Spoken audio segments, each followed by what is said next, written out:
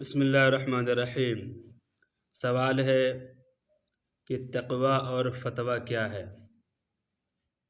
جواب ہے تاریخی روایات اور فقہی جزئیات کی روشنی میں 17 شعبان المعظم کی تاریخ ہے، 1446 ہجری کا سن ہے۔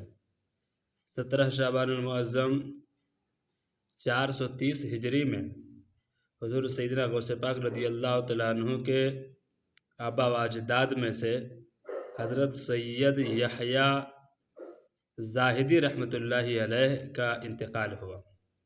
حضرت سید یحییٰ زاہد رحمۃ اللہ علیہ کے بارے میں آتا ہے کہ آپ نے لمبی عمر پائی اور آخری دور میں کچھ زیادہ مرض میں مبتلا ہو گئے، گویا کہ آپ شیخ فانی ہو گئے، اور علماء کرام نے اس بات کا فتویٰ بھی دے دیا کہ آپ شیخ فانی ہیں، لہٰذا رمضان کے روزے رکھنا آپ پر فرض نہیں ہے، آپ کے لیے رخصت ہے۔ ایسا کیجئے کہ اب رمضان کا روزہ نہ رکھیے بلکہ فدیہ دیجئے۔ تو تقویٰ کہتے ہیں عزیمت پر عمل کرنا۔ جیسے آدمی کے پاس چمڑے کے موزے ہیں، اس پر مسح کرنا سنت ہے، لیکن آدمی اس پر مسح نہ کرے، موزے اتار دے، پورا وضو کرے۔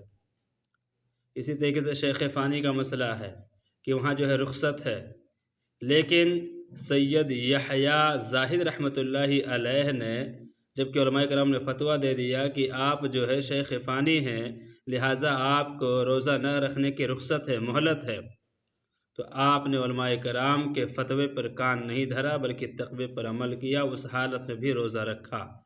اور ماہ رمضان شریف میں روزے کی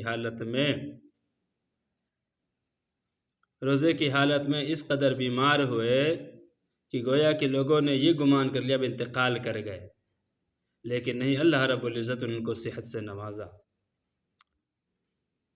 تو یہ ہے تقوی جس پر انہوں نے عمل کیا۔ فتویٰ کیا تھا کہ روزہ نہیں رکھتے۔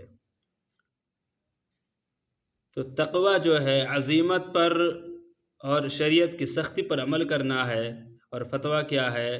قرآن و حدیث کی روشنی میں جائز طریقے سے چھٹکارا حاصل کر لینا، جس پر علماء کرام بھی ہاں بھرتے ہوں۔